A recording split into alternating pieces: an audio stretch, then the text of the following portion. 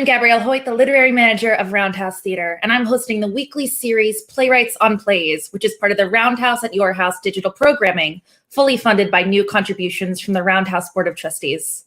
Every Thursday at 7 p.m., I'll spend an hour interviewing a different Roundhouse-affiliated theater maker about their work, their career, and a play that has influenced and inspired them. We'll also include time in those interviews for your questions, which, if you're watching live, you can type into the chat window on your screen. Each play we discuss is already free online for you to experience so that you can continue to engage with theater from your home throughout the week. Tonight, I'm so excited to introduce an artistic hero of mine, Rachel Chavkin. A Tony Award-winning director, Rachel's celebrated work was seen recently on Broadway in both Hadestown and Natasha Pierre and the Great Comet of 1812. Rachel directed the world premiere of Sarah Gancher's I'll Get You Back Again at Roundhouse in 2017, and she'll be returning to RHT with her theater company, The Team, as they continue to develop their latest work, Reconstruction, still working, but the devil might be inside. And for those of you tuning in from Maryland, Rachel grew up right in Silver Spring. Today, Rachel and I will be discussing her life right now, her career, and a play that has sustained and inspired her, Young Jean Lee's Lear. As a reminder, if you have questions for Rachel, feel free to type them into the chat window on your screen, and we'll address them at the end of the hour. Hi, Rachel. Hello. Hello. Thank you so much for joining us tonight. I'm so happy to be with you, Gabrielle. I wish I was there in person, but this seems pretty good. We're so close. I'm reaching through the screen to you. Yeah. So I want to start out with the present moment and ask you. I've decided how are you doing is too hard. Yep. Fair. So instead, let's go with what does your life look like right now? Mm-hmm. That's a better way to get into it. So I'm running every day, pretty much, other than take Sundays off. But it's quite lovely. I live really near Prospect Park, and so I've been running around the park almost every morning. Occasionally prior to that, I had a baby in August.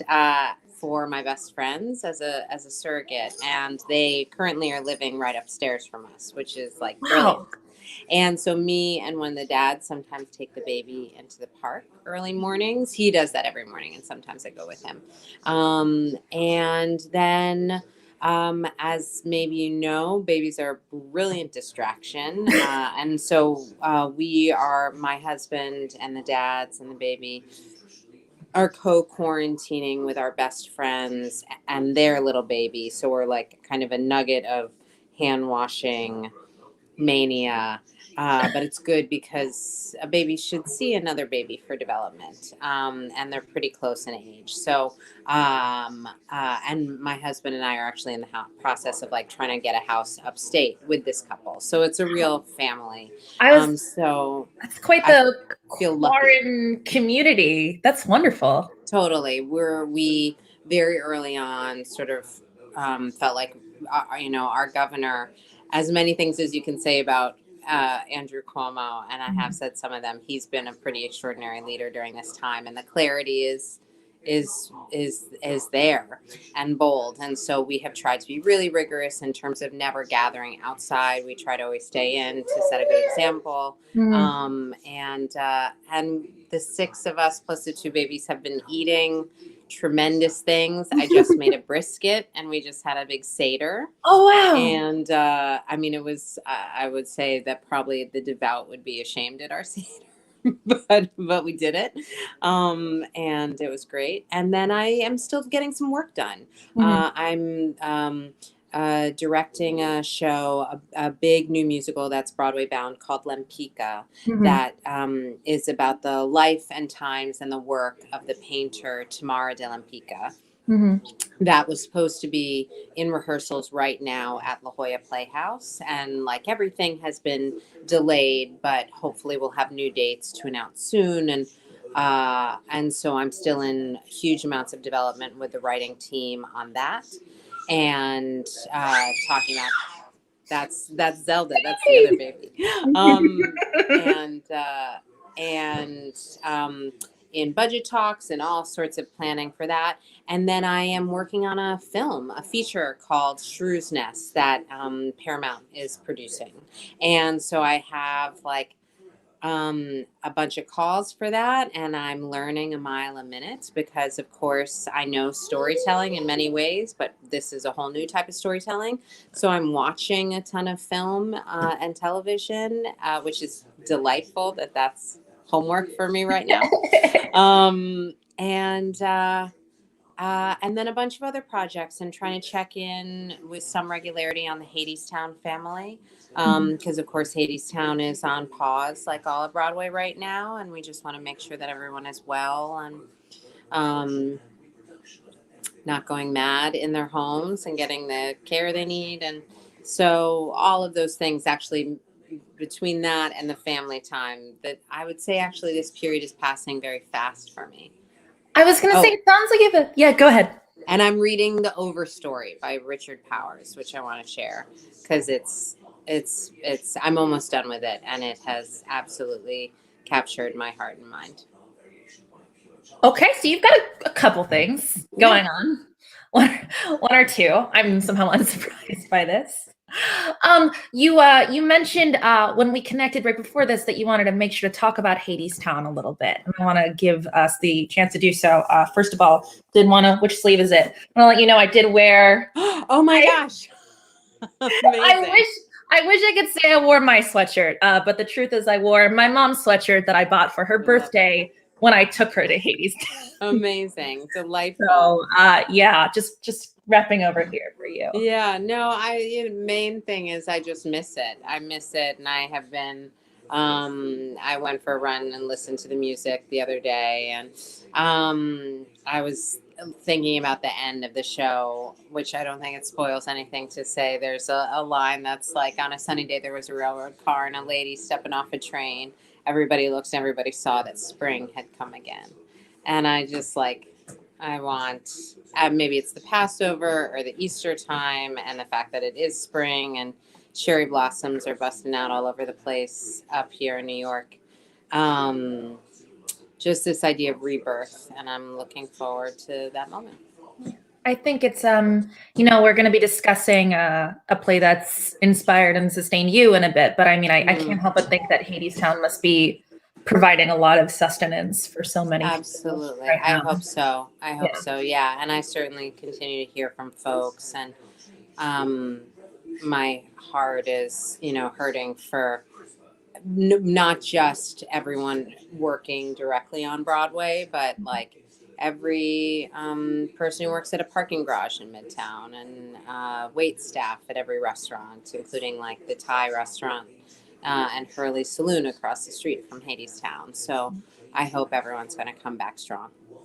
On that note of kind of feeling this overwhelming sense that there's so much that we can't do anything about right now, but you have actually been participating in one of the bright spots, I think, of the past weeks, the Trickle Up. And I'm wondering if you can tell folks about that, because it's such an amazing. I would love to. Yeah. So Taylor Mack, the brilliant literal genius, Taylor Mack. Taylor contacted me. Taylor and I are old friends and collaborators. And Judy, Taylor's preferred pronoun or just pronoun is Judy. So Judy contacted me and said, will you join this thing? The idea is we're going to start with 50 artists, and we're asking everyone to make content, and people will be able to subscribe to the network for only $10 a month. $10 a month.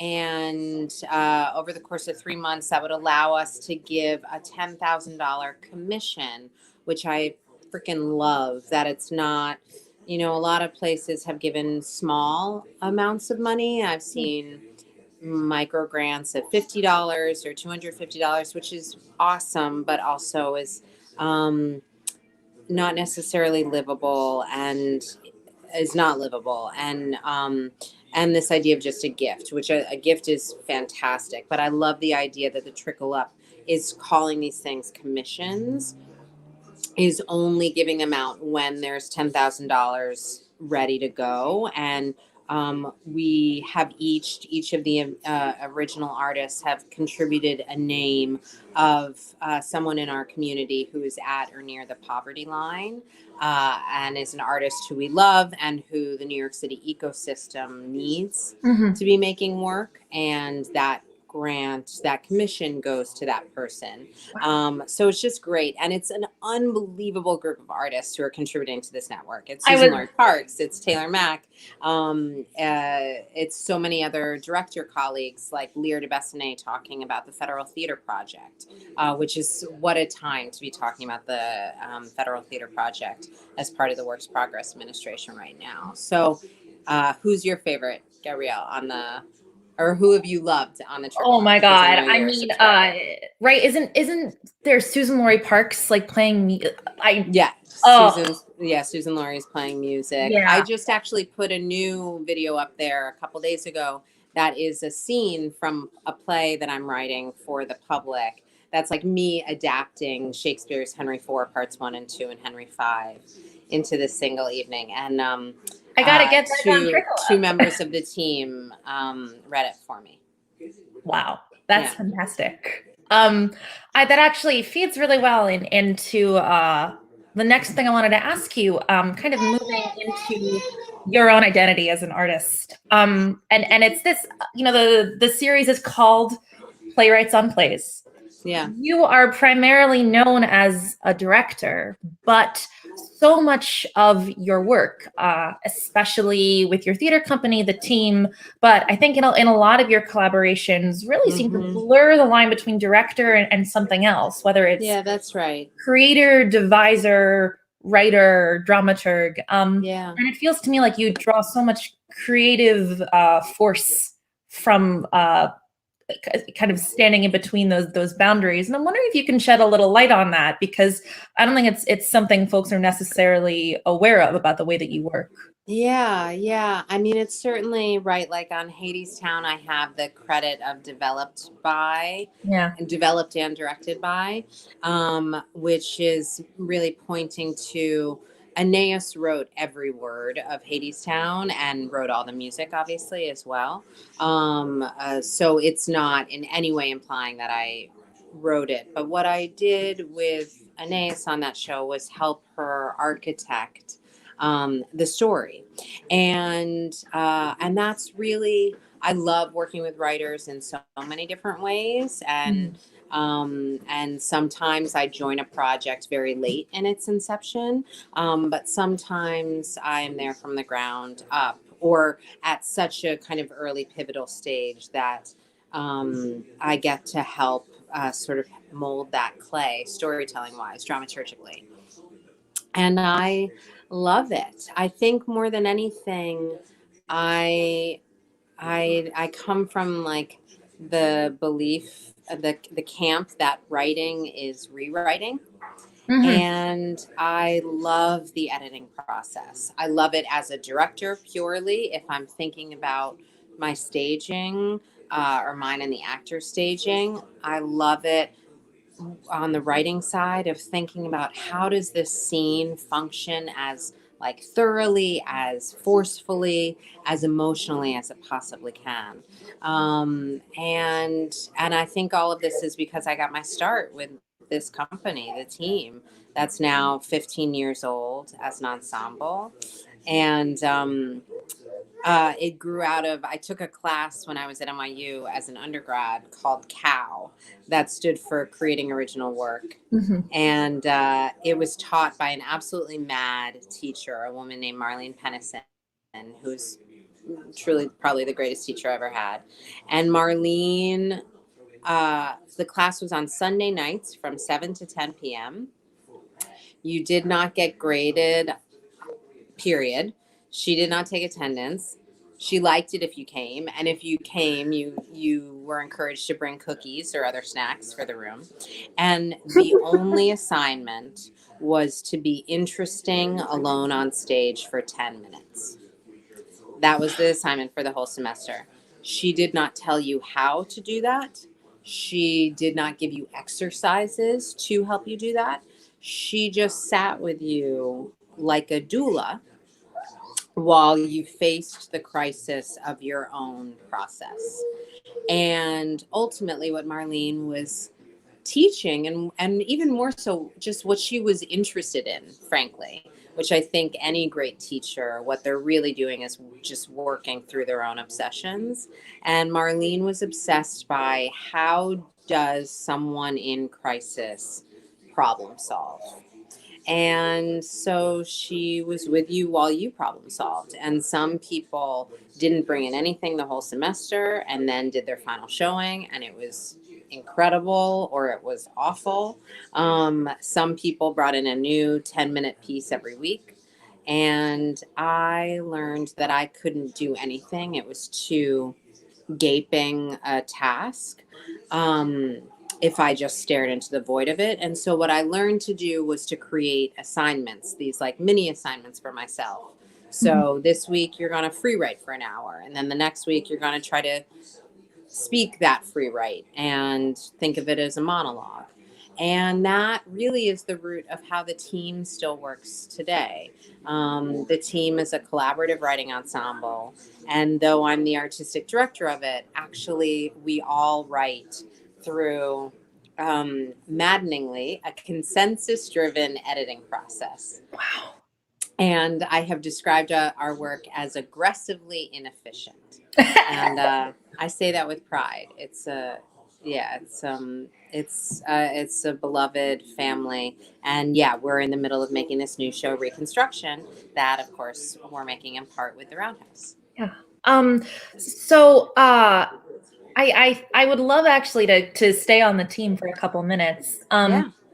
Because I think one of the things as you're talking that makes it so special is that focus on process as much as, if not more than, product.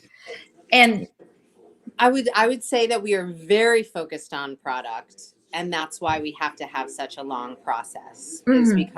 Because we are relentless revisers as a group.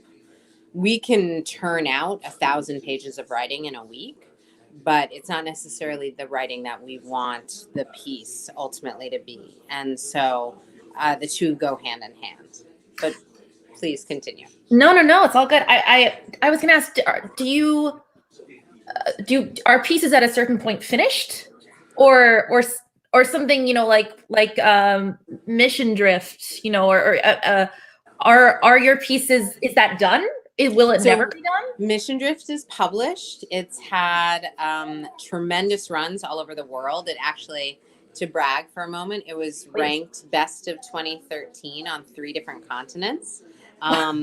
The score that Heather Christian, brilliant composer, composed is magnificent. But actually the team is going to be bringing back Mission Drift next spring for a run at Joe's Pub. And so we will be editing it and working on it for that run because we want to look at it again. And it's a new thing to do it in 2021. So nothing is ever quite done with us because it could always be stronger. We never want to stop making it stronger. You mentioned the team's international success, which I think is really one of the most exciting things about it. That it really rejects the kind of insular nature that American theater can sometimes have. But let's focus on Reconstruction for a sec, because that is a really American story that you're creating. And I'm wondering if you can share just a little bit of kind of the inspiration seeds of that show. Yeah, of course. So Reconstruction, still working, but the devil might be inside. And I'll tell you about that subtitle in a moment. It grew out of, we made a show a few years ago that premiered in 2017 that was called Primer for a Failed Superpower. And that show was a massive 2-night concert that featured a 32-person cover band of teenagers, 30-somethings, and people 60 and up singing songs that were iconic protest songs reimagined by some amazing composers, Wow. actually including Heather Christian, but also including Stu and his writing partner Heidi Rodewald, including Martha Redbone and her writing partner Aaron. I'm blanking on Aaron's last name. Apologies. It was just an incredible group of composers. Eva Las Vegas did one of an incredible reimagining of a Venezuelan protest song. And the piece was about collective liberation. And it was of collective liberation. The choir was as racially, culturally, ethnically, religiously, age, economically diverse in every way that you could imagine. And the conversations that we had during the 2-week process for Primer were so deep about the overlaps between the generations, how protest is passed down. It was a remarkable process that I think changed all of us. And the concert that we did at the end of it, that actually is streaming right now for free on our website, and I do recommend. Like, it's beautifully shot, and it was an incredible night. And in many ways, still, the concert was actually like just the icing on the cake, but the process was indistinguishable from the product. Wow. And Reconstruction, the night that Primer opened, I was like, I know what the next team show is. And it was Reconstruction. And I shared it with the company, and it was in many ways based on the idea of going back to an older work we'd made, which was called Architecting in 2009, but approaching it in an entirely different way.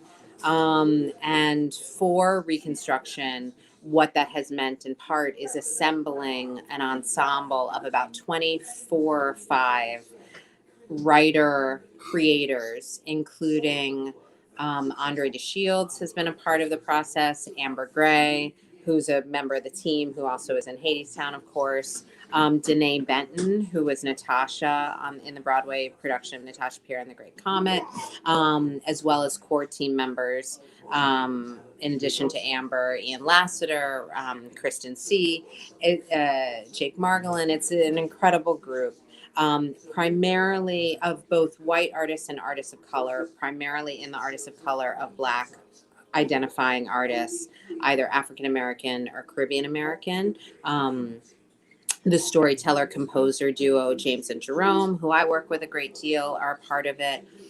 And Jillian Walker, who is another artist in the ensemble for Reconstruction and is herself a astonishing writer, composer, performer. Jillian last year during a workshop brought into the room the work of Black feminist academic Hortense Spillers. And what Spillers is very concerned with, and Jillian in turn was thinking about, is the question of intimacy. And if and how a white person and a Black person in America, which is an anti-Black, white supremacist society as of right now and in its founding, is intimacy possible? And what needs to happen in ourselves in order to have the simplest transaction, which could include like sitting at a table. If me and Jillian, who is African American, if the two of us were just sitting at a table together,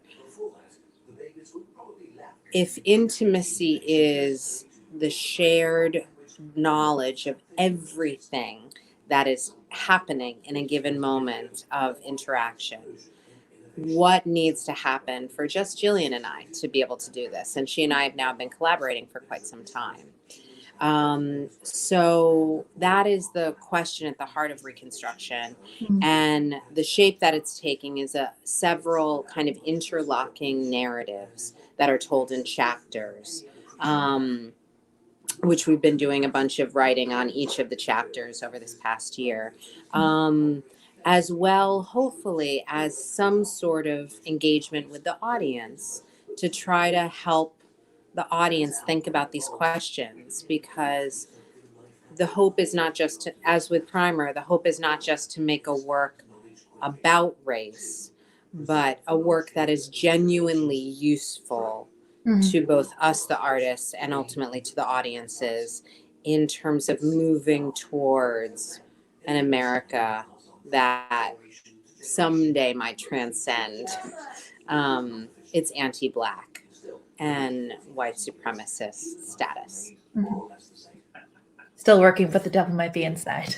Oh, yeah. And that is a very funny story that Amber Gray told, which is when she and her partner were about to have their first child, they bought a big television to watch Netflix and stuff on during nursing and stuff that, to help life and time pass. And then as they were about to have their second child, they looked at each other one day and they were like, the TV is killing us. And so they pulled this like quite beautiful flat screen television out onto the curb and put a little sticky on it that said, still working, but the devil's inside.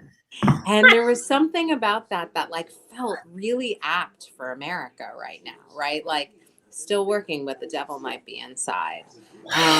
So that's the derivation of the subtitle. Wow. Rachel, I have one more question about your process and work before we turn to young Jean Lee. Sure. Which is, I mean, anyone who's ever heard you talk, certainly in the last 20 minutes that we've been talking, knows how much care and credit you give to your collaborators. I mean, it's one of the, I think, hallmarks of you as an artist, and part of why your collaborations, and including those that we've seen on Broadway, have been so meaningful and successful.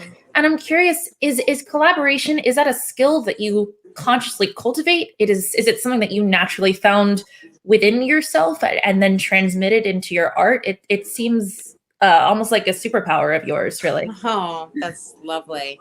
I would say it's a little bit of both.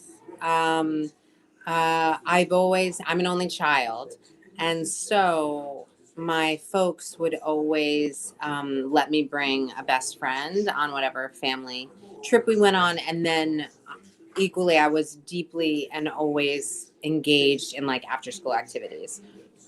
And so I was always on a team. I always played soccer, and group life was always a part of my life. So the idea of people and being with people is absolutely where I live. And I'm a Cancer, so maybe this idea of like you build your home wherever you go, that's maybe part of it.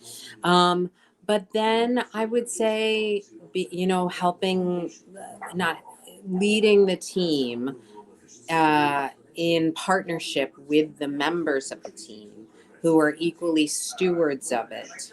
And the team does, actually, this is all documented. The other thing that the team is streaming right now is a documentary about the making of Mission Drift. Wow. And it was directed by Emmy Award winner Paulette Douglas. And as hard emotionally as the documentary is for me to watch, because it captures a really intense period in mine and the company's life, she did an incredible job. And the company almost fell apart over the making of Mission Drift. Wow. All of us were turning 28 and then 29 and then 30 over the course of making it. Of 7 team performers who were in the show when it started, 5 dropped out over the course of making it. All eventually came back to the company, but it was brutal. And towards the end of that process, I remember being so devastated and talking with a dear friend of ours who was at a company, the Rude Mechs, in Austin, Texas. And the Rude Mechs have long been both friends and mentors to the team. And I was talking with one of the artistic directors of the Mechs, and I was like, how have you survived? And she was like, well, do y'all have a therapist? And I was like, what are you talking about? And she was like, oh, you got to get a therapist. We wouldn't be around if we didn't have a therapist. And so we got, at the Rude's encouragement, we found a therapist who works with like corporations and organizations, and does organizational therapy. And they helped us kick off a 3-day, like a weekend long retreat that we did at the beautiful O'Neill Center in like March. And it was rainy and cold, and we were alone on this stunning campus in Connecticut on the shore. And this therapist kind of talked us through all these different ways of communicating with each other in the height of a really hard time. And I would say coming out of that, I went into that at the therapist's advice, assuming and preparing myself for the fact that the team might dissolve. And we came out of that 3-day weekend, and I thought no one wanted to keep the company going. I thought everyone was just like, enough of this, I'm out. It's too hard. It's just too hard. And in fact, one by one, every single company member said, I love the team, but it's hard when X. Or I love the team, but it's hard when Y. And as a listener, as the leader of that, I both felt responsible and also had to equally take on the fact that I was not responsible, that actually the team, that there were things that I did that made it harder, but that the team needed to have its own way of doing things that formalized how we were all going to be together. And that really radically changed how I related to collaborators. And it sort of took the pressure off in many ways. And I would say, it's a long answer to your question, but that has made me a leader, a better leader and collaborator than I think I ever would have been if I didn't have the company. Wow. Thank you. That's a great answer. I want us to give us some time to talk about Young Jean Lee's Lear. Yes. And I'm going to start with the question that I think might be the hardest question, which is, for people tuning in who maybe haven't read or seen the show, how would you describe it? Oh my God. I would describe it. Well, first I would say you should totally read it because it's like stunningly beautiful writing, even if sometimes it seems initially hard to discern exactly what Young Jean is doing at like in a given line or moment. But the whole thing comes together in the most devastating way. Fundamentally, it is the 5 young characters from Lear, Cordelia, Regan, and Goneril, and Edmund and Edgar. So the 5 children locked in the castle and wrestling with grief over what they have done to their fathers. And at the end of the day, it's a play that is about, I would say, parents and children, but I really would say particularly between children and their fathers. And it closes with a monologue that I think is one of the great monologues that has ever been written for the theater. Yeah, I got to that monologue and I was like, Rachel, you didn't warn me about that monologue. Right? Yeah. Did you know it before you read it for this conversation? I knew that it existed. And we had the book in the house. Yes. But while I was familiar with the shipment, I was not familiar with Lear at all. So reading it. What was your experience reading it? Quite the experience. Well, it's my mom is an English teacher and has taught Lear a lot, and we've talked about Lear a lot. And it actually, for me, was amazing just knowing the source text so well, and then watching actually so many things that I had talked about and thought about kind of as subtext in Lear, but coming out so strong and fierce in this Lear, especially in the ways that the women related to each other and to this kind of spectral father who is not present. There's no person playing King Lear in Lear, and yet is so clearly present. Was pretty striking. And then I should say that it begins with Young-Jean Lee's dedication in memory of James M. Lee, great thinker, non-complainer, and loving father. And so reading it also through the lens of that dedication was very moving. So Rachel, why did you pick this play to discuss? I mean, you said plays that sustain, and this is like probably one of the plays I think about and have like come back to most in my life. I saw the original production at Soho Rep. Yeah. I can still see like Paul Lazar's and Pete Simpson's and April Mathis's face. Like I just like can see the whole cast. Oakley's face and Amelia's face. Like I can just still feel how that play felt in the room. And I'm going to spoil this for those of you who haven't read this yet, but it won't spoil anything because it's just crazy still when it happens. Young-Jean quotes a really seminal Sesame Street episode in it that she actually like quotes verbatim for a section of it in the play. And it's the episode where Mr. Hooper has died. And my first word was Oscar. So which tells you how much television I watched as a kid. Like I was raised on Sesame Street. Yeah. And so I have memories of this episode, which I believe was like 1983 that it was broadcast. And you may know this, what had happened was the actor who played Mr. Hooper passed away, and the creators of Sesame Street, being the absolute genius, heart warriors and educational warriors that they are, saw it as a teaching moment.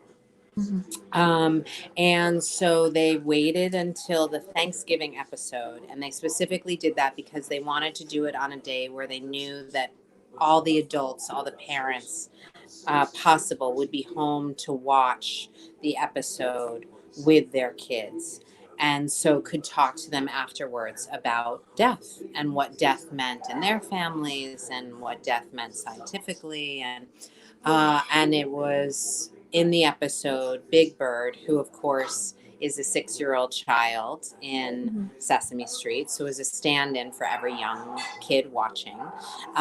Big Bird learns what death is and learns that Mr. Hooper's not coming back. And I mean, I'm like, I get emotional even thinking about it. And Young-Jean quotes this episode and does it in a very opaque way at first, and then it comes back around and ultimately blossoms into the last monologue, which is the line that always sticks with me from the last monologue is, when he dies, it will be too much. And this idea that to lose a parent ultimately, which is the law of nature, right? Like we hope.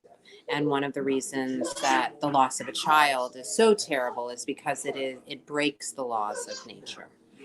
And Young-Jean is still observing that even with following the law that the father dies before the child, that is in so many ways unsustainable.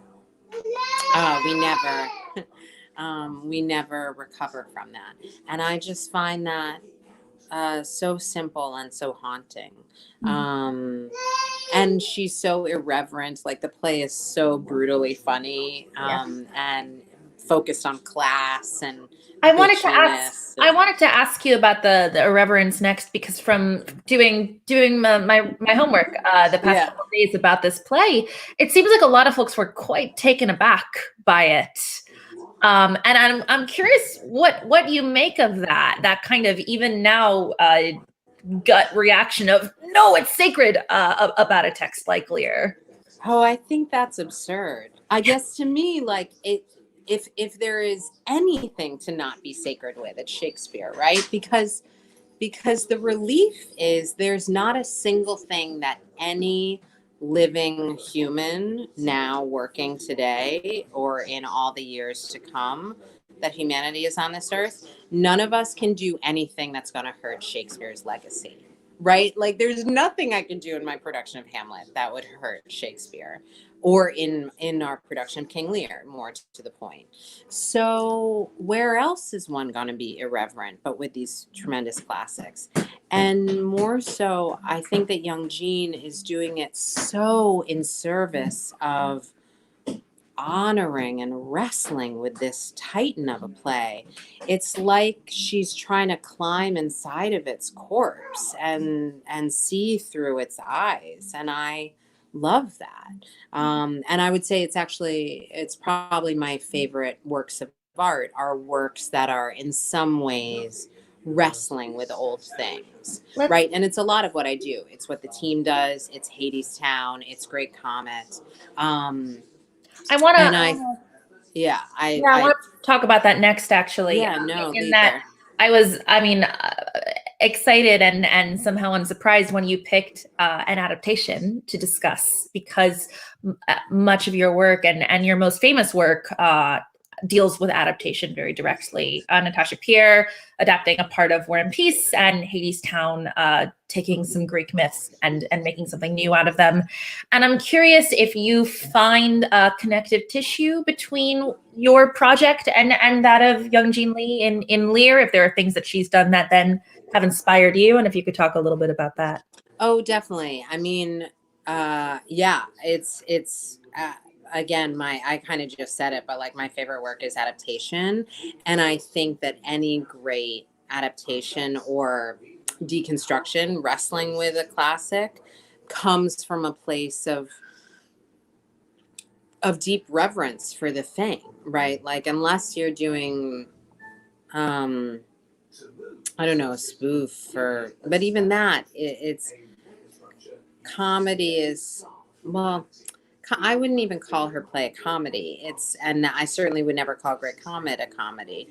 I'm thinking of like a critic who has gotten really mad at Dave and I over the years for being irreverent with quote unquote great works. And it's just like, who are you protecting?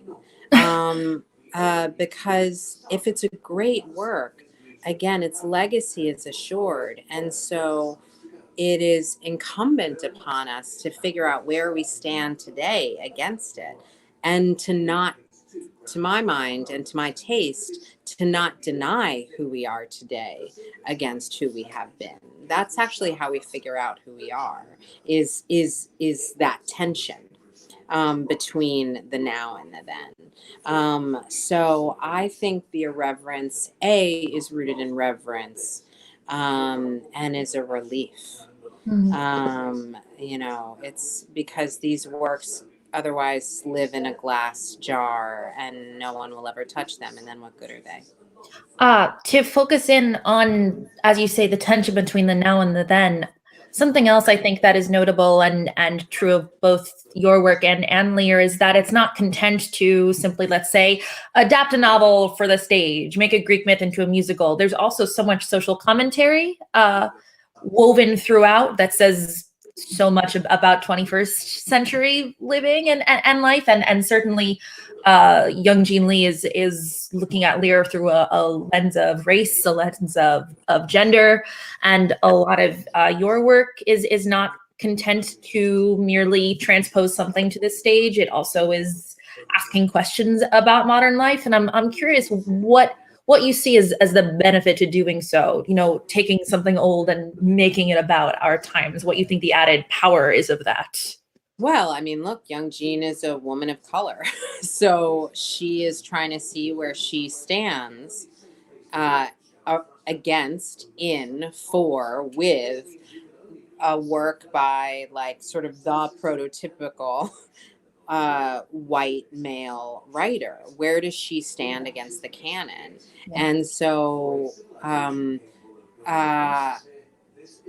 if the canon is, fed to us, and with good reason, but in a lot of cases, but fed to us from the beginning of our lives, it's I think for women and artists of color in particular, and all marginalized voices, it makes total sense to me that there's like a radical revisionism that has to get worked out even as you also tell new stories, in part because often for artists of color in particular, as you tell those new stories, they get marginalized to like the Black History Month slot Mhm. or the Women's History Month. Isn't it so nice for Women's History Month? We're doing that play by a woman. But for the other slots, for the main slots, Mhm. those are often going to be white men. And so,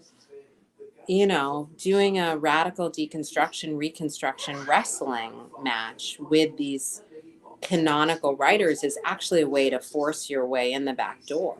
And I think that's deeply important work. Folks, I've got just one more question for Rachel, and then it is time for yours. So if you want to type those into the chat window on your screens, we will be getting to those in just a moment. Rachel, my last question for you regarding Young Jean Lee is something else that I find in common between your work and hers is that some of it, mission drift or reconstruction, for example, in your work, something like both Lear and the Shipment and Young Jean Lee's falls into, I think, what folks might label a more avant-garde or experimental part of theater. But both of you are also successful on Broadway. Young Jean Lee's Straight White Men, your two plays, and hopefully there'll be many, many more from both of you. Hopefully, yeah. What connective tissue do you see within your work between those genres that some folks might look at as very different? Interesting. I certainly can't speak for Young Jean on this front. What I can say in my world is I don't really like work on something and think this is mainstream or this is for Broadway. In fact, very rarely do I consider it my job even to decide, like, if you had asked me at the outset of Making Great Comet, is this going to end up on Broadway? I would have had no idea. It certainly was not the apple in my eye as we were working on it at Ars Nova. And Hadestown, the same thing. I was just trying to figure out how that wanted to live in space, in part because I had not ever directed a show on Broadway up to that point. So it wasn't a lived reality in many ways. So I yeah, I don't quite know even how to begin answering it because there's both all the collective tissue because it's me doing both things. And at the same time, each project is so thankfully discrete unto itself. And I think it's thrilling that there are producers who are willing to go with their taste, and if they think it's good, then they think that other people might think it's good, and then it can become a Broadway show. Yeah, I don't know. Thank you. That's a I have anything more to say on that front. All right, we've got a question for you. We're going to throw it up on the screen. Is there a Shakespeare play you'd look forward to adapting? And I know that you did mention Henry IV at the beginning. Yes. So I'm working on this adaptation that I don't know, we'll premiere at some point. I've been very slow on it because I'm writing it, and so I tend to prioritize other people's work as a way of procrastinating and not facing the crisis of my own process. Back to Marlene Pennison's class. But yeah, so I'm working on this. It's called Famous Victories, and it is as much, which is based on the plays that Shakespeare based Henry V on, were the famous victories of Henry V.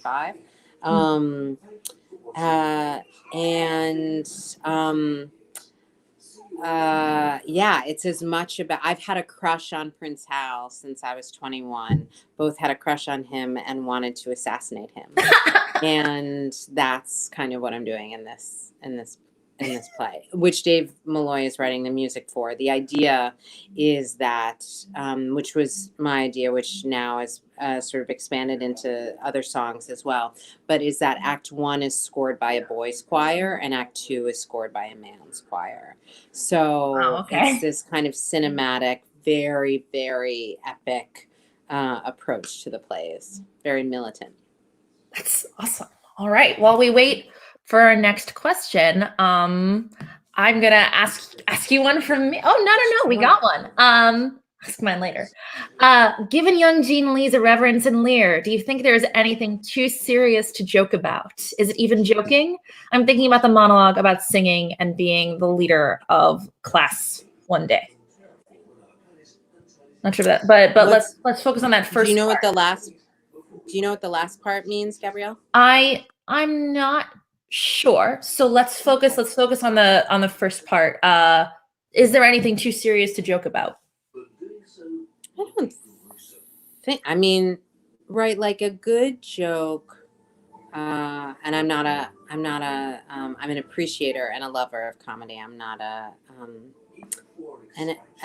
theory expert on it, but I think that a joke becomes mean only when you don't have respect for the thing that is being teased or joked upon. Mhm. And, some of the best jokes are about death. And I know that there was a lot of, like, I don't know, I think about some of the most tragic, sad works of art ever, and they have levity in them and often a tragic irony. So, I think there's times in a life where you're not ready to receive the release that humor brings. But to me, humor is based in acknowledging a truth. And so it's hard to imagine that anything weighty doesn't have a truth at its core that is to be remarked on in some way that kind of has to take your breath away. We got another question, and this is from Priya, who's one of the young fans, Rachel, whom you met at I'll Get You Back Again. I remember, yeah. Her question is, how do you approach collaborating with a project's dramaturg, and does the nature of this collaboration change across projects? Great question, Priya. Thank you. Yeah, it's radically different from project to project, and it's what a dramaturg's role is very, very different if you're working on an older play where typically the role of the dramaturg is research based in that case, and a new play where sometimes the dramaturg is going to do research.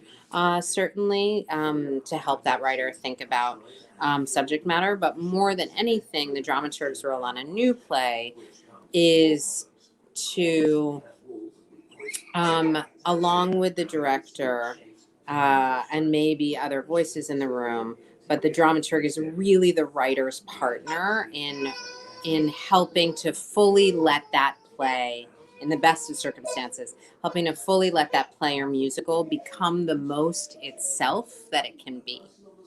And so, as a director, I have to have my own taste and think about my own taste while also trying to listen as best as possible to what this new play or musical is trying to be.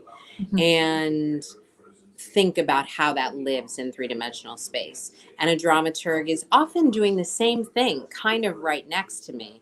And sometimes, very often, like Anais will talk about, she's written a book actually about the writing of Hadestown, and that's brilliant. I've just read a copy of it, and it's so exciting. It's so exciting.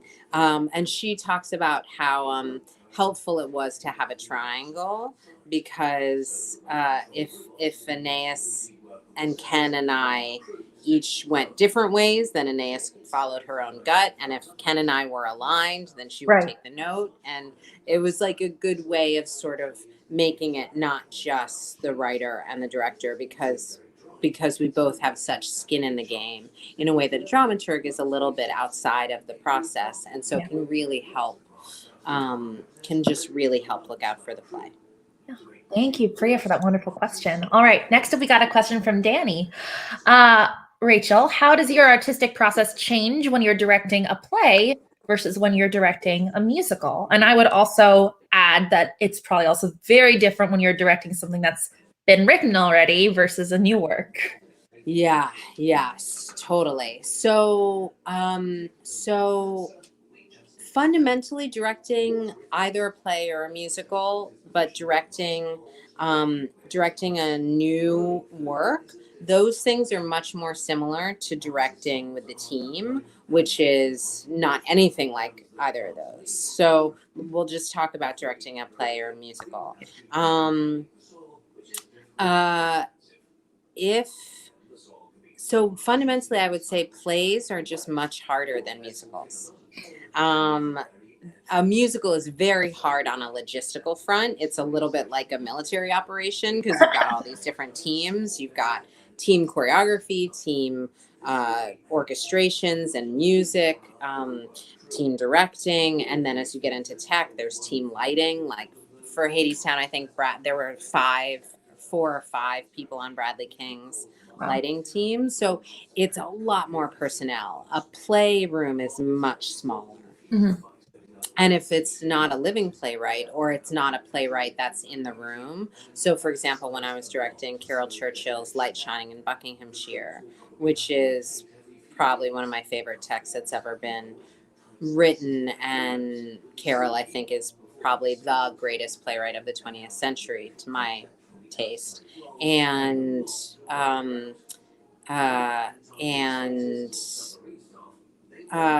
she was not present with us, but I did get to meet with her and talk with her prior. So, and that play had many productions. So there, right, the piece is not evolving as you're working on it. But I say a play is harder because it does not specify time. A musical, right, has the meter at which the music unfolds. And so you obviously can make pacing choices about the book scenes, but typically you want to get to the song. So a musical has specified the rate at which it's going to unfold. A play, like that Carol Churchill play, for example, Carol doesn't write any stage directions. And so from one line to the next, you're like, wait a minute, did something happen between these 2 lines? And very often, like a big effing thing happened between those 2 lines that you can deduce from the language that they're saying, but it's not, there's not a stage direction telling you. And so I just find plays much slipperier, and that they take much more time to lay a first foundation and then a second foundation and then a third foundation as a director and as writers. Whereas musicals, again, because time is specified, there's a lot of organization and figuring out, but it's just not as mysterious. I want to get to 2 more questions in the next 3 minutes, so we'll keep these short and sweet. From Jasmine, is there a classic work that you think is not necessarily untouchable, but something you personally wouldn't be able to or want to adapt? Oh, yeah. I mean, the majority of the... Yeah. I don't know that there's any... I don't know. There's plenty of stuff that I don't feel the need to adapt, certainly. Either because it's not my taste or because, like, I'm not particularly drawn to Tennessee Williams. I respect him.